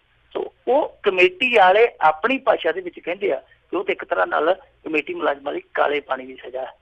ਸੋ ਉੱਥੇ ਇਹਨੂੰ ਸੁੱਟਿਆ ਗਿਆ, ਉੱਥੇ ਇਹ ਗ੍ਰੰਥੀ ਲੱਗਾ ਤੇ ਉੱਥੋਂ ਵਾਲੀਆਂ ਜਿਹੜੀਆਂ ਸਹੂਲਤਾਂ ਉਹ ਇੱਥੋਂ ਦੇ ਮੇਜ਼ ਤੇ ਨਹੀਂ ਨਾ ਬੈਠੀਆਂ ਹੋਈਆਂ। ਇੱਥੇ ਤੇ ਦੇਖੋ 40 ਗਨਮੈਨ, 3-4 ਗੱਡੀਆਂ ਤੇ ਘੁੱਗੂ ਲੱਗੇ, ਘੂੰ ਕਰਦੇ, ਇੱਧਰ ਚਲੇ ਗਏ। ਸੋ ਉੱਥੇ ਹੋਰ ਵੀ ਹੋ ਸਕਦਾ ਥੋੜਾ ਜਿਹਾ ਉਹ VIP ਜੋ ਟ੍ਰੀਟਮੈਂਟ ਮਿਲਦਾ ਰਿਹਾ ਪਿਛਲੇ ਜ਼ਮਾਨੇ 'ਚ ਉਹ ਯਾਦ ਆਉਂਦਾ ਹੋਵੇ ਜਾਂ ਪੰਜਾਬ ਦੀ ਯਾਦ ਆ ਗਈ ਹੋਵੇ। ਅੱਜ ਕੱਲ੍ਹ ਹੋਮਮੇਡ ਚਿੱਠੀਆਂ ਦਾ ਜ਼ਮਾਨਾ, ਇਹ ਘੋਖ ਜ਼ਰੂਰੀ ਹੋਣੀ ਚਾਹੀਦੀ ਹੈ ਕਿ ਕੀ ਕਿਤੇ ਹੋਮਮੇਡ ਚਿੱਠੀ ਤਾਂ ਨਹੀਂ, ਔਰ ਜੇ ਹੋਮਮੇਡ ਚਿੱਠੀ ਨਹੀਂ ਤੇ ਫਿਰ ਇਹਨੂੰ ਘੋਖਣਾ ਚਾਹੀਦਾ, ਪਰਖਣਾ ਚਾਹੀਦਾ ਹੈ। ਜੇ ਕਿਸੇ ਨੇ ਇਸ ਭਾਵਨਾ ਦੇ ਨਾਲ ਸੱਚੀਓ ਲਿਖੀ ਹੈ ਤੇ ਫਿਰ ਉਸ ਬੰਦੇ ਨੂੰ ਕੰਨੋਂ ਫੜ ਕੇ ਕਟਹਿਰੇ 'ਚ ਖੜਾ ਕਰਨਾ ਚਾਹੀਦਾ, ਔਰ ਇਹ ਪਤਾ ਲਾਉਣਾ ਚਾਹੀਦਾ ਕਿ ਉਹ ਚਿੱਠੀ ਉਸ ਬੰਦੇ ਨੇ ਆਪ ਲਿਖੀ ਹੈ ਜਾਂ ਕਿਸੇ ਨੇ ਪਿੱਛੋਂ ਜਾਂ ਕਿਸੇ ਵੱਡੇ ਨੇ ਲਿਖਾਈ ਹੈ। ਇਹ ਪਤਾ ਲੱਗਣਾ ਲਾਜ਼ਮੀ ਹੈ। ਜੀ ਜੀ। ਤੇ ਮਿੰਟੂ ਜੀ ਬਹੁਤ ਬਹੁਤ ਤੁਹਾਡਾ ਧੰਨਵਾਦ ਕਰਦੇ ਹਾਂ, ਤੁਸੀਂ ਸਾਡੇ ਨਾਲ ਜੁੜੇ, ਇਹਨਾਂ ਖਬਰਾਂ ਬਾਰੇ ਸਾਨੂੰ ਵਿਸਤਾਰ 'ਚ ਜਾਣਕਾਰੀਆਂ ਦਿੱਤੀਆਂ। ਅਗਲੀ ਵਾਰ ਤੱਕ ਲਈ ਤੁਹਾਡਾ ਬਹੁਤ ਬਹੁਤ ਧੰਨਵਾਦ, ਬੜੀ ਮਿਹਰਬਾਨੀ। ਸਤਿ ਸ਼੍ਰੀ ਅਕਾਲ। ਤੇ ਸਰੋਤਿਓ, ਇੱਥੇ ਸਾਡਾ ਅੱਜ ਦਾ ਇਹ ਪ੍ਰੋਗਰਾਮ ਖਬਰ ਤੇ ਨਜ਼ਰ ਹੁਣ ਸਮਾਪਤ ਹੈ। ਮਿਲਾਂਗੇ ਅਗਲੇ ਪ੍ਰੋਗਰਾਮ ਦੇ ਵਿੱਚ। ਉਦੋਂ ਤੱਕ ਲਈ ਤੁਹਾਨੂੰ ਸਾਰਿਆਂ ਨੂੰ ਬਹੁਤ ਪਿਆਰ ਸਤਿਕਾਰ ਸਹਿਤ ਦੋਨੋਂ ਅੱਜ ਜੋੜ ਕੇ ਨਿੱਘੀ ਜਿਹੀ ਸਤਿ ਸ਼੍ਰੀ ਅਕਾਲ। ਜਿੰਦੇ ਵਾਸਤੇ ਰਹੋ, ਹੱਸਦੇ ਖੇਲਦੇ ਰਹੋ ਤੇ ਸੁਣਦੇ ਰਹੋ ਪੰਜਾਬੀ ਰੇਡੀਓ USA।